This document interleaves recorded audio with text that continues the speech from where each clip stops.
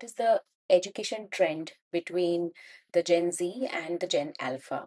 So there's a very prime difference between the two because we have seen that the education structure is changing leaps and bounds. और ये जो change आ रहा है ये basically content की वजह से नहीं आ रहा but the teaching methods and the technology being upgraded into AI. इसकी वजह से बहुत सारा चेंज हमें एक पैराडाइम शिफ्ट देखने को मिल रहा है पूरे के पूरे एजुकेशन इंडस्ट्री में। डेफिनेटली चेंज अदर इंडस्ट्रीज में भी है but in this video we are going to talk about the change in the education trends amongst the Gen Z and Gen Alpha. आज के स्टूडेंट्स वैसे नहीं है जैसे वो 10 साल पहले हुआ करते थे। वो बहुत अलग हैं और अगर वो सेम मेथोडोलॉजी समझाने की या उनको काउंसल करने की आप फॉलो करोगे एज अ पेरेंट और अ मेंटर तो वो बिल्कुल फिट नहीं होगा और इससे प्रॉब्लम धीरे धीरे और बढ़ती जाएगी, गैप बढ़ता जाएगा एंड अंडरस्टैंडिंग के नाम पे कोई क्लैरिटी नहीं मिलेगी। तो इसीलिए it's very important to understand कि ये जेन जी और जेन अल्फा का बेसिक डेफिनेशन क्या है, who exactly are defined as the Gen Z and Gen Alpha। तो जेन जी वो होते हैं जो लगभग 97 से लेकर 2012 तक पैदा हुए हैं दुनिया में। They are born during that time and वो इंटरनेट के साथ ही बड़े हुए हैं। उन्होंने कभी भी बिना इंटरनेट वाला सिनेरियो नहीं देखा, लाइब्रेरी एक्सेस जाकर हम डिटेल में बुक्स रीड कर रहे हैं। वो जोन में वो इतने डिटेल के साथ इन्वॉल्व नहीं रहे। एंड 2013 के बाद जो लोग होते हैं या who are born after this year they are known as Gen Alpha. So ये जो जेन अल्फा है ये तो बिल्कुल एआई के साथ ही बड़े होने वाले हैं। एंड अभी तक भी if they are like ranging to about 13 years old they are going to learn the nuances of an AI program. तो ये और फास्टर होने वाले हैं। So this is the basic difference between the Gen Z and the Gen Alpha. So it becomes all the more essential for you to understand that Gen Z has to be counseled in a certain way and the Gen Alpha needs to be counseled in a certain way.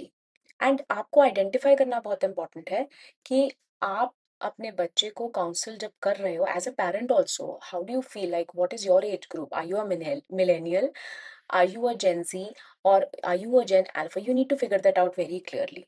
अच्छा, पहले क्या होता था कि information बहुत limited होती थी, लेकिन आजकल जो इंफॉर्मेशन है वो अनलिमिटेड है और उससे भी ज़्यादा सारी इंफॉर्मेशन आपको करेक्ट लगती है।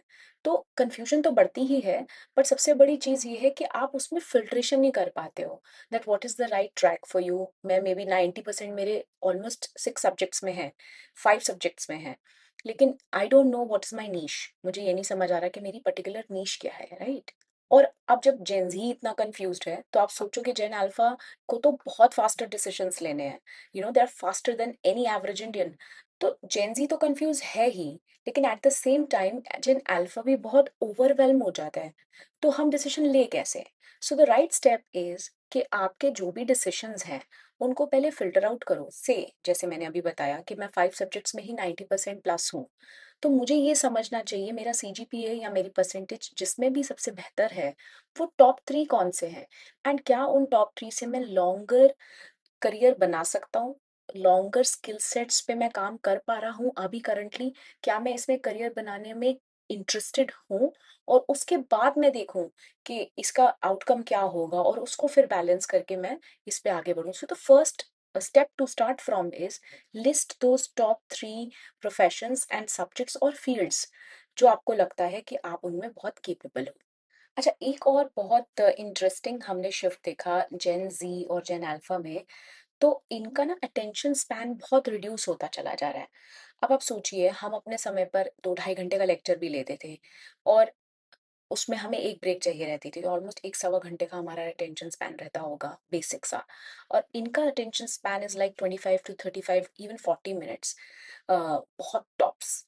और जेन अल्फा का उससे भी छोटा होगा। तो समझिए कि जेन जी जहाँ पर रील्स, शॉर्ट्स और क्विक लर्निंग में बिलीव कर रहा है, जेन अल्फा एक ऐसा बंदा है जो कि बहुत ही क्विकर लर्निंग में बिलीव करना चाहता है, उसको हर चीज पता है। अब जैसे हम शुरू करते थे डिफाइन एचआर, तो हम एचआर के 10 पॉइंट्स की डेफिनेशन लिखते थे, टाइप्स ऑफ एचआर लिखते थे and the various task of an HR लिखते थे, what are the theories of HR लिखते थे।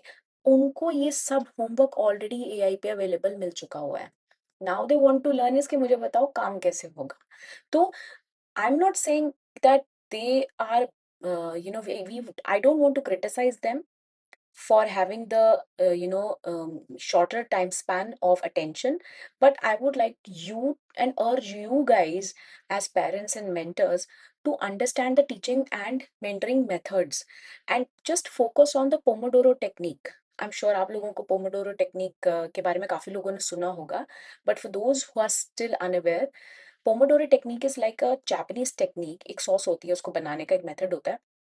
सो इन लर्निंग इट मीन्स कि 25 मिनट का एक लेक्चर, उसके बाद 5 मिनट का ब्रेक जिसमें आप कोई डिफिकल्ट टास्क डिविजन्स नहीं कर रहे हो, but it's a light break.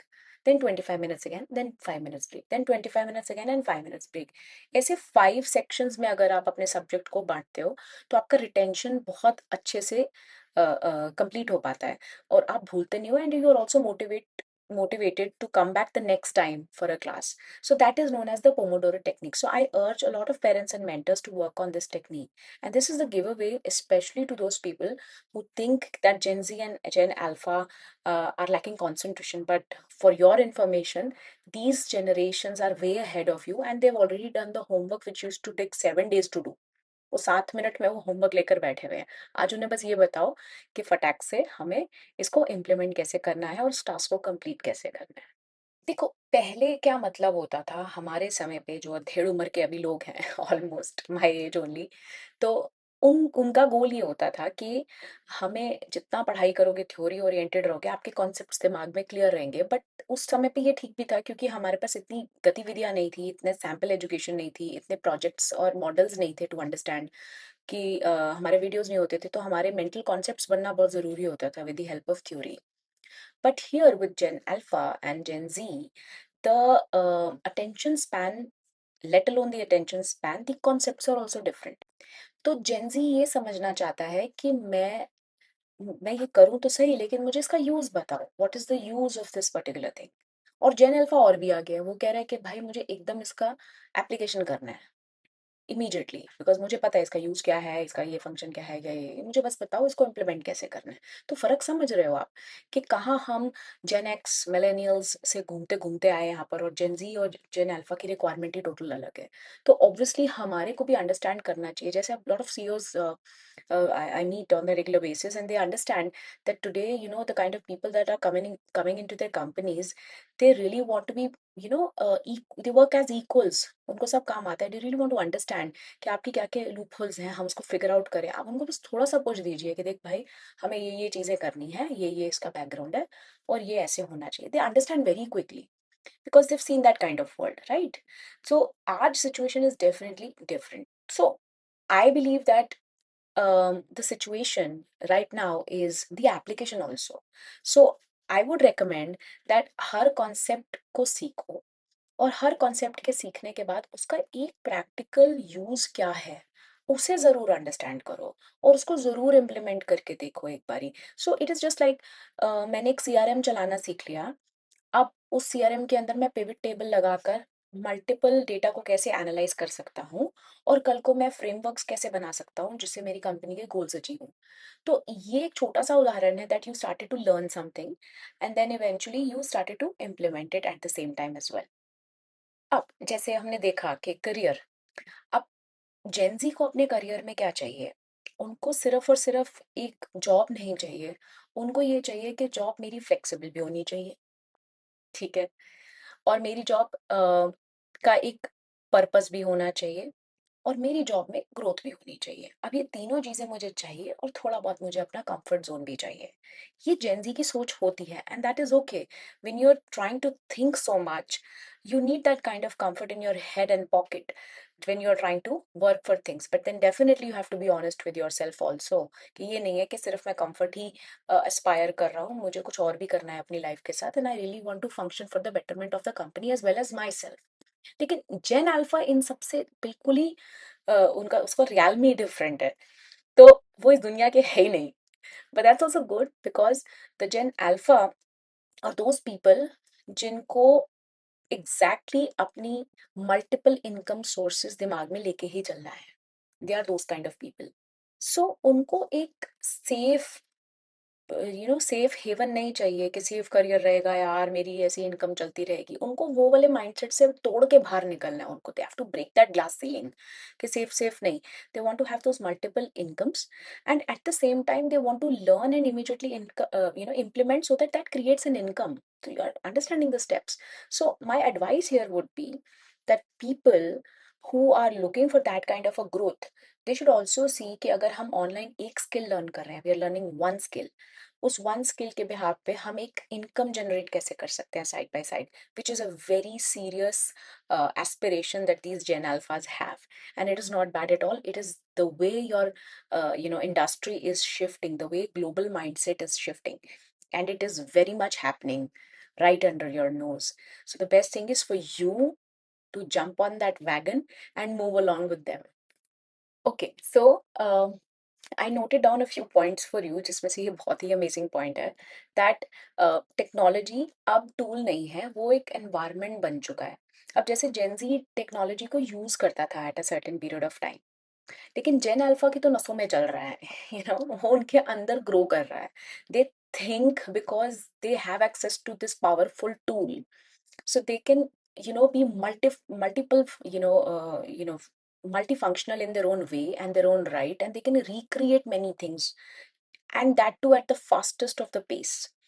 So अब आपको ये डिसाइड करना है कि आप इस एआई को एक थ्रेट समझ रहे हो या इसको एक टूल की तरह यूज कर रहे हो। देखो, या तो इसको यूज करना सीख रहे हो आप, that's like the first thing, और you are completely ignoring it. And ignorance इसके अंदर एक ऑप्शन बन ही नहीं पा रहा, क्योंकि आप जहां भी जाओगे आपको इसका एक्सेस मिलेगा। Definitely companies are trying to control and regulate the negative use of the AI also, which is very much there also. But you as an individual need to grow. So you need to focus on the optimism that you have about AI, and you have to start working on it, and then you have to be, going, furthering into the direction altogether. So AI becomes that part of you जिसको use करके तुम्हें skill learning और ये सब चीजें बहुत early as पे मिल जाएंगी, जो हमें नहीं मिलती थी, और maybe the millennials didn't get it, और even the Gen Z were struggling to understand. It could be as simple as a car wash learning all together. आपको प्री डिफाइंड स्टेप्स मिलेंगे जो लोगों ने अपने एक्सपीरियंस से बना रखे हैं। So how easy it is for you to quickly adapt to it and start making money out of it, or maybe just a simple practice that you can conveniently save time on. So these are the nuances that I was talking, that AI is in your environment. इसको जितना जल्दी grab कर लेंगे हम, उतने first mover हम बन जाएंगे।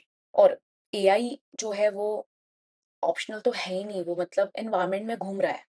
देखो, पेरेंट्स के लिए ना आज कंट्रोल से सपोर्ट की तरफ जाना एक बहुत इंपॉर्टेंट स्टेप बन गया है। और पता नहीं क्यों पेरेंट्स इसको समझ नहीं पा रहे, या तो वो बहुत बिजी हैं इसको समझने के लिए, क्योंकि वो खुद ही बहुत ज़्यादा एडिशनल रिस्पॉन्सिबिलिटीज़ में घिरे हुए हैं।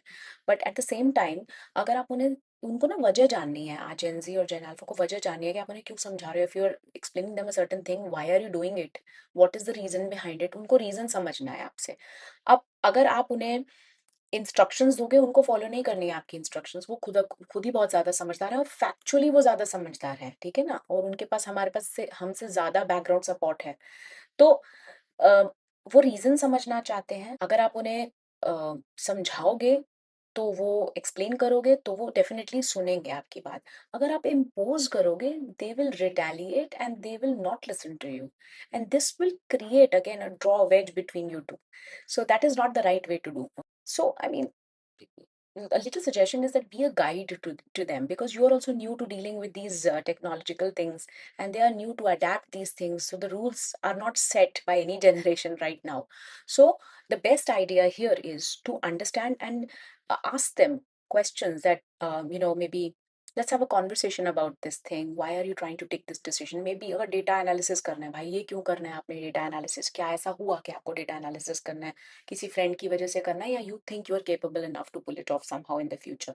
सो ये छोटी छोटी कॉन्वर्सेशंस आपको उनके साथ करनी ही पड़ेंगी, and it is very wise to do this. और एक bottom line I would say before I end this video that हर जनरेशन अलग होती है, उनके तरीके और सिस्टम्स अलग होते हैं, और जितना हम अडेप्ट करेंगे जेन जी जेन अल्फा के साथ, specially the Gen X and the millennials, it will become better for us, a better understanding environment will be created. So more than parents and kids also, both together should do one thing: find out an old obsolete habit which is redundant for the future, kill that habit and recreate new habits. इससे आपको betterment भी feel होगी, एक relationship bond भी बढ़ेगा आपका, और आपको आगे की future options जो हैं career related वो बड़ी clearly दिखेंगी. तो ये difference समझने के बाद in the next video also we will put the detail also on what all things can you choose, can you opt, especially if you're coming from the background of Gen Z and Gen Alpha. And parents and kids, please don't fight with each other, but do share this video to more and more people who are of the same interest and who have Gen Z or Gen Alpha kids, and they themselves are also Gen Z, millennials or Gen X, because Gen Alpha तो अभी different situation में है. So इसको adapt करना ज़रूरी है, क्योंकि future तो उनका है लेकिन रिस्पॉन्सिबिलिटी ये आपकी भी है एज अ पेरेंट और अ मेंटर. एंड इसी के साथ अगर आपको और क्लैरिटी चाहिए ऑन द सिमिलर टॉपिक्स, और you need better career decisions, और अगर समझाने में भी आपको कुछ इश्यूज आ रहे हैं जो आप चाहते हो कि हम किसी और को समझाएं और हमारे वीडियोस उसमें हेल्प कर रहे हैं, so please do share this video with people or parents or kids who really want to understand the concept of the generation altogether, how this education trend is shifting drastically. So do keep following us on YouTube. This is Aditi Vij. Thank you. What